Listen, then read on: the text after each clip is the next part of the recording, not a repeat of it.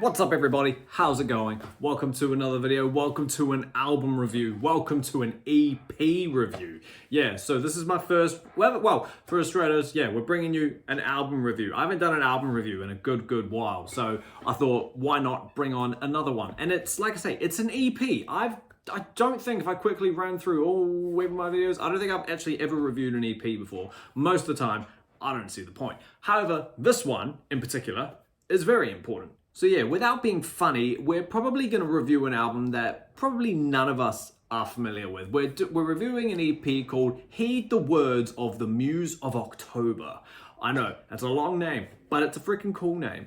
Bottom line, I work with the creator of this beautiful creation, and I thought, why not give them a bit of a shout out and just a bit of a, pretty much exposure, that's the word. Not that I'm YouTube famous or anything, but you know, it's always good to talk about other people's music and, you know, especially, you know, local people, just try and get them off the ground kind of thing. So yeah, pretty much without further ado, here we are. Heed the Words of the Muse of October. Fantastic name, I love it. So before we get, well, not before we get stuck in, the first thing to probably talk about this album is the fact that it's progressive death metal. So it's an EP, it's 4 tracks, it's technically self-titled, but at the same time it isn't, because it's Heed the Words of the Muse of October, but the actual act itself is called the Muse of October. Like, I Am Rusty Darlington, their character's name is the Muse of October. So, like I say, it's kind of self-titled, but at the same time it isn't. It's like subtitled, yeah.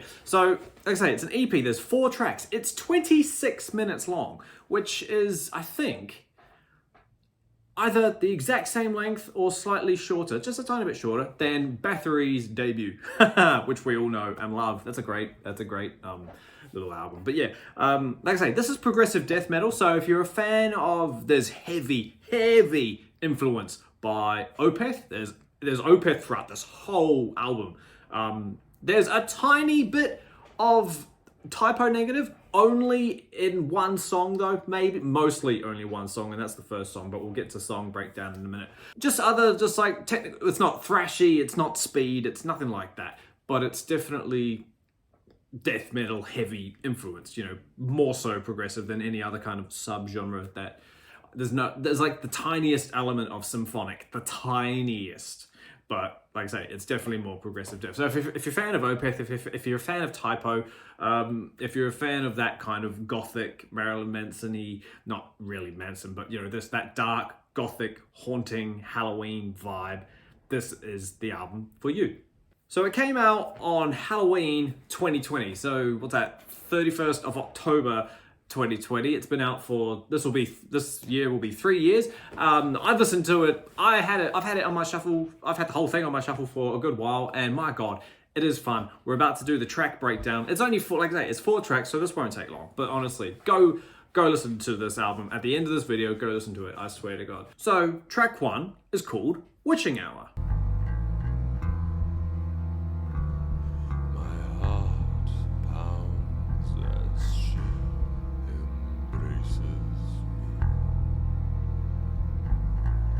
Immediately, you would think that it's an intro song. It opens pretty much with no music.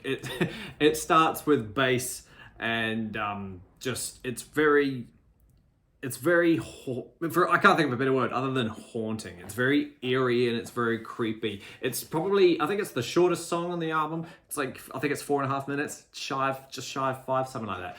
But it's called Witching Hour, as I've said. And yeah, it's just this real quiet, atmospheric, haunting-y whisper type song. There's only a tiny bit of metal in it, and that's at the end of the track where the band comes together. Well, I say band, it's a one-man band, you know, it's a one-person project. And yeah, so they do everything. It's pretty cool. Yeah, it just starts with this looming whisper, beautiful lyrics. This is where the Typo Negative stuff comes into play. This is where I feel the Typo Negative stuff is the most dominant. It's the most strong. Other than that, every other song is upbeat and fast and heavy metal.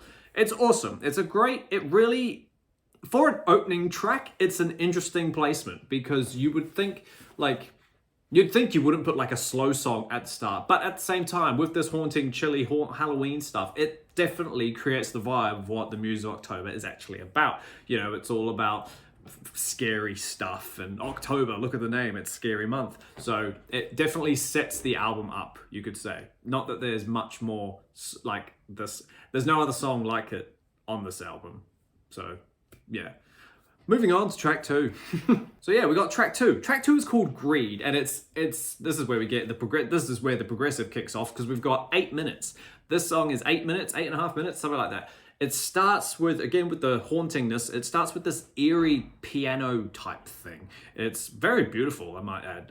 It's just a simple passage, but my God, it sets the tone up and the mood. And listen to it in the dark with the lights off, look out the window and wait for a stranger to walk by. Honestly, it's pretty eerie and creepy. Very, very well done.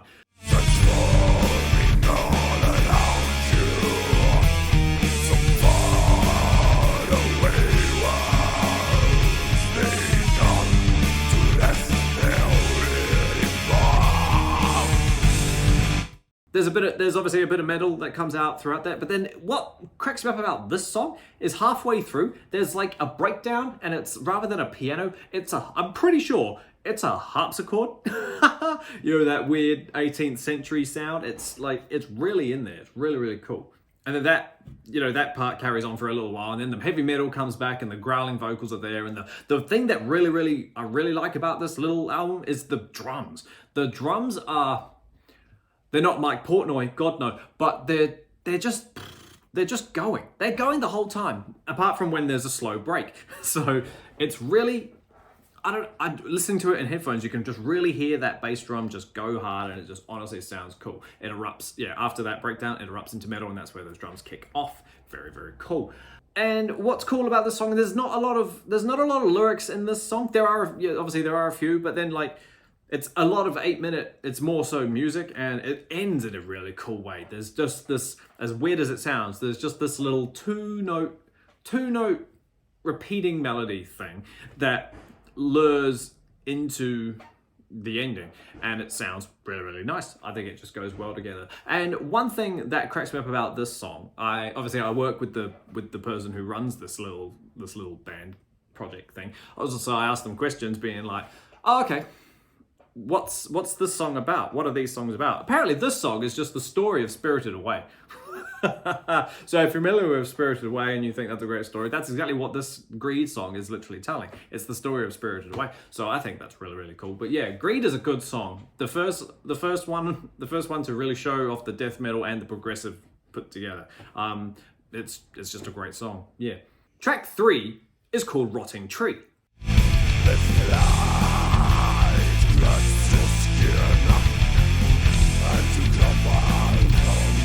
Now, I asked them again, like, what's the story behind Rotten Tree? And they quickly came back and said, wow, Rotten Tree was apparently Rotten Tree was written around the chaos of that George Floyd era. Do you remember all that was going on? And yeah, tragic time in the world. And to sum up it in a nutshell, really, it's the Rotten Tree is about, it's about the tree being the government, and all the fruit and the rotting apples and stuff is us, the people.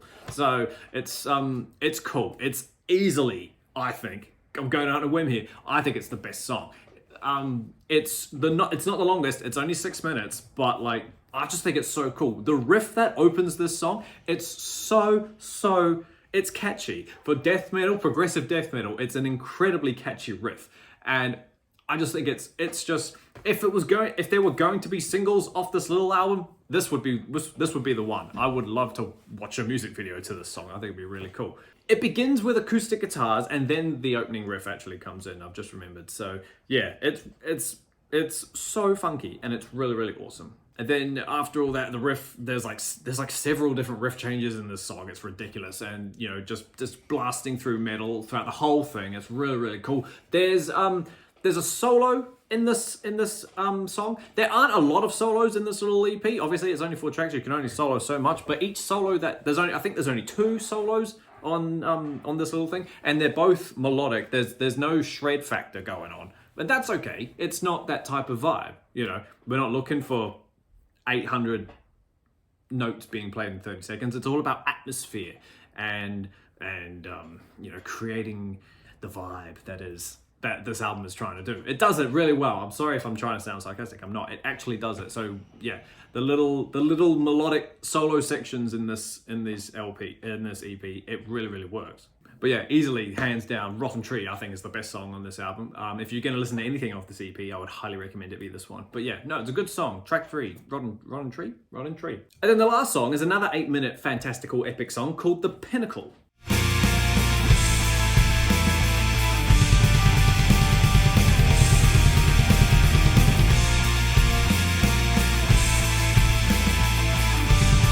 Now you can tell immediately that when this song kicks off on the EP, it's got a lot more of a bombastic intro. There's this, I don't know, this is the part where I think the symphonicness comes into it, because it's probably just, maybe it's just lead guitars layered over it, I don't know, but like, you know, you hear this intro with just these straight power chords going, and then there's like this. It sounds great. It just sounds really big and huge, and it really sounds like it sounds like it's the end of the album. So the fact that can be portrayed already through 4 tracks, I think is fantastic. Everything just goes hard in this song. Again, like for 8 minutes straight, minus there's another little small acoustic breakdown section in this song where it's just, you know, picked chords. But again, they sound really nice as well. They really flow. And however, I will say the one thing that grinds me about this song is the sliding of the acoustic strings. It's just so sharp and it's right in your ear. It's just like, oh, damn. But it creates, obviously, it shows you that it's played by a real person, and it's that human connection to the strings that we love. It's great. Once you get over it, it's actually really amazing. Again, this song is definitely more progressive depth. There's probably a lot of tempo changes, and I know for a fact that there's so many riff changes. It's ridiculous. There's more solos in this one. There's another, like I say, this is the other song that's got the solo in it, but again, it's not shreddy, it's slow and it's melodic, but it really just sets the vibe up. It fits the vibe of what the song's trying to say. And The Pinnacle, I found out, it's literally just about like the end of the world, things going bad, everything coming to an end. So yeah, again, it's not exactly haunting, this one, it's just more straight metal, but I mean, it's still pretty damn amazing. I love it so much. But like I say, it's another 8-minute song, and this song ends with everything going hard. There's most of these songs, they don't fade out exactly, but I think the Rotten Tree fades out if I remember it correctly. But like they'll all do something cool and then end. Whereas this one, The Pinnacle, just straight metal and then it stops, and that's the end of the EP. So it's kind of like, oh, we're at the end. Okay, there's no bombastically huge cliffhanger-like ending. It just stops. But that's kind of cool. It's nice. Again, I think it's a great way to end it. It's a good song. They're all good songs. So yeah, that's pretty much it to talk about, really. Like I say, it's only 4 tracks. It's not even half an hour long. So, but I would highly recommend it to you guys. If you're a fan of Opeth, if you're a fan of Typo Negative, if you're a fan of Manson, if you're a fan of fucking him, if you're a fan of anything that's gothic and haunting and chilling and spooky, give this little EP a listen. It's on Spotify. Muse of October is the artist. Heed the words, the Muse of October is the full title. Like I say, it's just an EP. It's only 4 tracks. There will be a full length coming soon. Completely, it'll be a concept album. I don't know if I'm allowed to give away the title, but I won't. But I've been promised that it'll be out this year. So if I put pressure on them and say that it will be out before August, they have to do it. So yeah, honestly, please go listen to it. It's quick. It's only 25 minutes. You know, it won't take up a lot of your time. If you don't like it, you don't like it. But if you do like it, awesome. I'm all for, you know, sharing new tunes and getting people to like new stuff. But yeah, don't let me know down below. Just go listen to it. If you've gone and listened to it and then you come back to this video, then let me know down below what you think about it. But yeah, until that happens, team, don't worry about it. Thanks again. Thank you for hanging out with me while I would give you a little EP to go and enjoy the rest of your week with. So yeah, thank you so much for watching, team. Keep an eye out for the next video, as always. And until the next one comes up, like always, stay inside, stay safe, wash your hands. listen to metal, and I will see you all in the next video real soon. Later.